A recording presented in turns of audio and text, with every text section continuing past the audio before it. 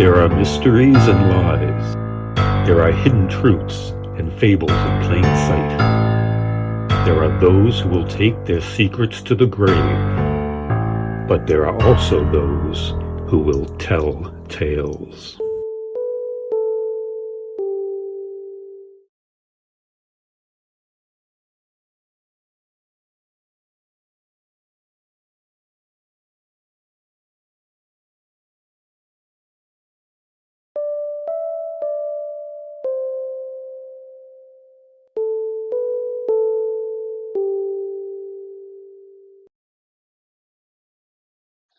This story happened to me a few years ago when I was still living in my parents' house on Litchwood Road in Milton. It was summer, and I was just working part-time and really getting ready for college in the fall. There was a little clearing up on Chickatawba Hill where me and my girlfriends would hang at night and drink beers and talk about guys. So on this night, it was just me and Violet and Lauren, and it was just around midnight, I think. We were all tired and a little buzzed, and I guess we fell asleep, maybe, although my memories of that part aren't good. But what I do remember is a bright light, and suddenly jerking awake and almost falling down because I had been sleeping standing up. And then my eyes cleared, and I saw where I was, and I almost freaked out. Almost nothing. I did freak out. I was standing inside this glass cylinder, barely wide enough to fit me, like a big test tube. And I was in this brightly lit room, and I knew it had to be the inside of a spaceship. Seriously, like, a flying saucer or something. There was this control panel in the middle of the room, like one of those things that the priest reads the Bible from, except bigger. And all covered with colored lights and bars, all blinking and flashing. On the wall in front of it was a big window, or maybe an HD TV screen, and I could see the roof from space. It was even freakier than that, because there were 5 other glass tubes in the room, like 3 in the far wall and 2 more on my left, and every one of them had a girl in it, like me. They were all standing straight up and staring straight ahead, like they were paralyzed or something, and they were all totally stark naked. So I looked out at myself, and sure enough, completely naked. No sign of my clothes anywhere in the room, or even any walkers or anything. I took another look, and I saw that Violet and Lauren were there too, and so was Keisha from work, and a couple of other girls that I didn't recognize. So I'm like, whoa, but then, before I could even absorb this, the door at the back of the room slides open, and a bunch of those gray aliens walks in, all short and gray and slender with those big black eyes, just like in the movies. They're all blabbering amongst themselves in some language that I don't understand, and they start going around the room, starting on the opposite side, and checking out all the naked girls in the tubes. One of them literally had a clipboard. So I bang on the side of the tube, and demand my clothes back and to be brought back to the planet. And this gets them all excited, blabbering over each other in their froggy voices. And one of them hurries over with a thing in his hand, like a purple stress ball, and he lifts it up at me and squeezes it, and all these little flashes pop out of it, and I just blacked out in a second, like with the anesthesia that I had from my appendectomy that time. The next time I wake up, I'm lying on my back, and there are these psychedelic lights on the ceiling, and about 4 of those aliens hovering over me like an operating room, except no masks. I want to know what they're doing, so I lift up my head, and I look down at myself, and it was so horrible. So horrible. The most horrible thing ever. First, my legs are cut off in the middle of my thighs, and I can see all the muscle and bone and whatever sliced neatly through, like in my belly. My right arm is chopped in deep pieces, and one of the aliens is holding the lower part and looking it over like it's interesting. My left arm is there, but my hand is gone somewhere. The worst part is my chest and stomach, which are cut down the middle and spread open and pinned back like in a science class. My ribs are poking up, and I can see my organs, my heart, my stomach, and things. I don't even know what they were.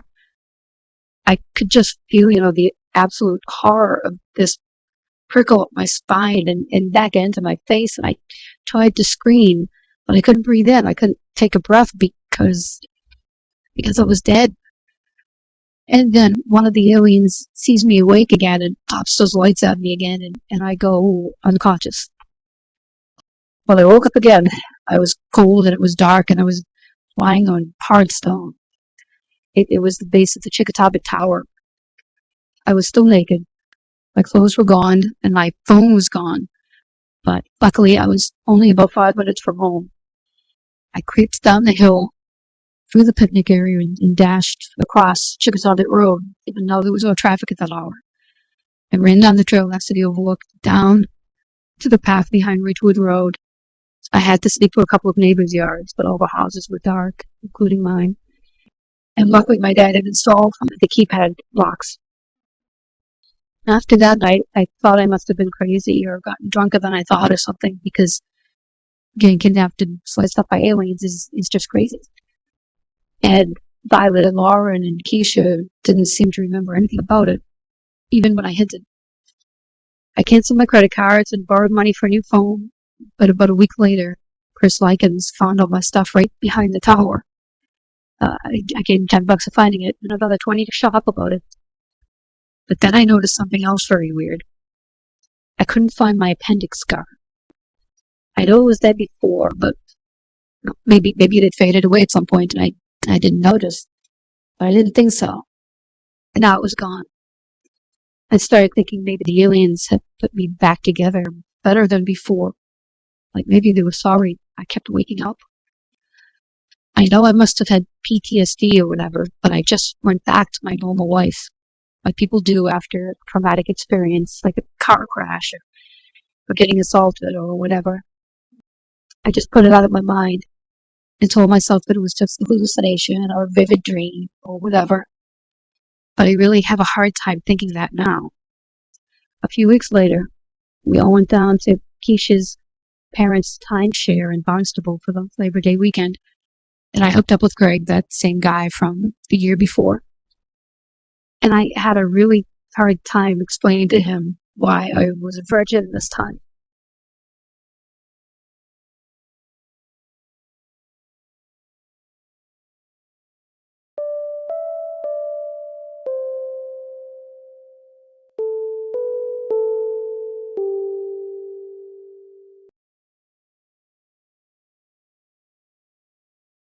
So I saw one of them again last night, just outside the tree line. It was like 1 o'clock in the morning. I went downstairs for a glass of juice because I couldn't sleep. I was thirsty. And I figured I better check. My husband was asleep as usual. He didn't wake up. He could sleep through Judgment Day, and he never believes anything I tell him anyway. The lights in the house rode, so I could see out the back windows, through the kitchen, the wide kitchen windows. It was a full moon, close to full, so it was really bright, even though it was a bit kind of misty or foggy at that time of night. And there was this Bigfoot, or Sasquatch, or Yeti, whatever you want to call it. It was standing there by the garage, staring at the house. And it's not like I haven't seen them before over the years, but now it's like all the time. And it used to be just up in the Blue Hills in Hampshire, out in the woods. My sister's seen them in the park near her house in Northampton. But now they're coming into our yards and looking at our homes. I keep the doors locked, but that's not going to stop a 7-foot-tall Bigfoot. And you know as well as I do what that hairy misogynist wants to do to a woman like me. It started getting bad during the pandemic, when everyone was in quarantine. Everyone stayed home all the time, or worked from home. Nobody was outside. So first we started seeing more raccoons and more deer, and then the Bigfoots started to show up, and always staring at the house like they want something that's inside, or like they want everything that's inside. They almost always come at night when they get this close, and at first it was like every once in a while, and then it was like every week, and now it's practically every night. It's got to the point where I get scared if I don't see it out back, because then I run around to all the windows to see if it's trying to get in, or it's on the front lawn, or whatever. Or listen to hear if it's up on the roof. It's bad. And I'm not the only one who's noticed either. Rashida down the street had her shed broken into, and her gardening shears was stolen. And maybe some other things. All of the ladies on the Community Diversity Committee have seen one of them at least once. Rory had to stop her car halfway through the security gate because one of them walked right out in front of her car and past her through the gate, hold his breath. We tried to bring it up at the town council meeting. You can probably imagine how that went. After everybody stopped laughing, while the men took turns mansplaining how we're all too stupid to know what we saw just because it was dark, and we don't know about the outdoors, and we've never been out hunting, and blah, blah, blah. Just don't worry our pretty little heads about it. Not in so many words, but all I care about is who's allowed to vote. They'd take away the woman's right to vote if they could. And maybe they want the Bigfoots to vote. In the meantime, the situation just gets worse and worse, even with the quarantine and the lockdown opening up. They've been seen in the parking lot down at the mall and by the dumpster behind the medical office building across from Social Hospital, and even crossing the highway down by the quarries. It's like they were breeding while we were all stuck inside by the virus, or they're just coming out of whatever deep, dark place they used to live. Maybe they're tired of watching us with everything we have and they want it too. Maybe they're evolving. I don't know. But I think there's something going on. I think there's a lot of them out there. I think they're planning something. I think they want to replace us.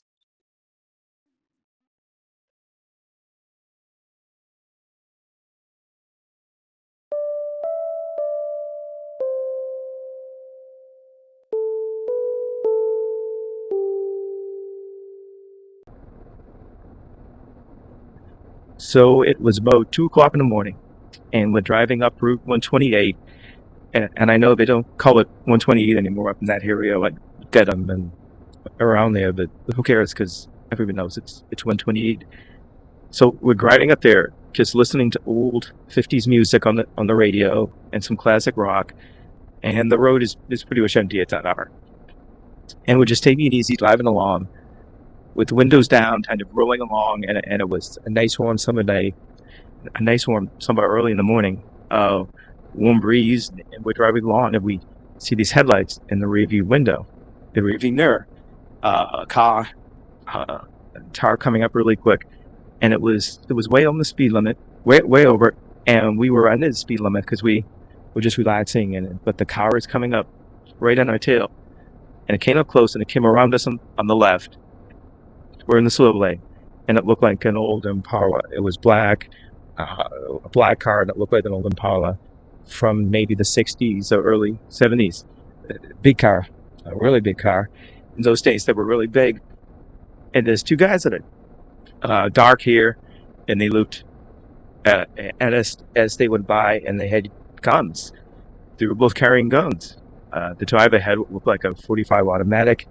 It's in his hand. He's got his hands on the wheel, and the guy riding shotgun literally had a shotgun. Young guys, handsome guys. They looked at us. They kind of sort of smiled and nodded. The driver looked more serious. He was a curt nod, like it was an apology or acknowledgement for blowing past us. The guy in the shotgun seat kind of gave us kind of an embarrassed smile and a little, it's a two-fingered salute, and they went by. And when they went by, they pulled back in front of us, and they started to pull away really fast. That though had a lot of pickup, and the car just, faded away. It gradually faded away. It didn't disappear in the distance. It didn't go over the horizon or pull off an exit or anything. It just kind of blended in with the darkness of the night, and it was gone. It was just gone. Keisha wanted to hit the gas and try to catch them, but I was like, no way, they're gone. And in any case, they're loaded for bear. Good guys or bad guys, what they're into isn't pretty or nice. So she lit up, and we went home. But that wasn't the end of it. We talked about it for days afterward, trying to figure it out. make sense of what we saw, if we were seeing things, of what kind of illusion it could be, what could cause it. I finally decided to talk to my therapist about it. I figured what's the harm? She'd already knows I'm crazy anyway, and that's when it got even weirder. So I tell my therapist the story, and she asks all the expected questions about how much I had to drink or whatever, and what me and Keisha had been talking about before, the drive and so on. And the best she could come up with was that the Impala killed their lights as they pulled out of the range of our headlights, and that made it look like they disappeared. Finally, she suggested that we do the regression therapy thing like we did about the accident at Nantasket at that time, because that worked pretty good. So I said, okay. So we did the hypnosis, and it worked, and I remembered every detail perfectly. We ended up doing it 4 times, and I remembered it perfectly, exactly the same. Every time, except for the license plate number. That was different every time. And it wasn't even letters and numbers, but just blurry symbols. Mass plates, but weird symbols. And when I wrote them down, Mel said they were cuneiform. Mel, that's Melissa, my therapist. She said they were cuneiform. But that's not even the weirdest part. What we hadn't remembered is that when the black car started gaining on us, there was interference on the radio and static and feedback or whatever. We were paying attention to the guys in the car, and another song came on the radio, and I never heard it before. It sounded like it was classic rock. It had that sound to it, like maybe the early 70s prog rock, like Cream or Emerson, Lake and Palmer, or something like that. But it wasn't familiar. It was called Godforsaken, and it wasn't Cream or Somber or anything like the name would imply. It had that liberated feeling some of the songs had. And the DJ, it was a different one, by the way. The DJ called it by the Winchesters. The band was called the Winchesters. After the black car vanished, there was more static in it, and it went back to regular music. I've Googled and I've asked around, and there's no song called Godforsaken by a band called the Winchesters. And there's no car in Massachusetts registered as cuneiform plates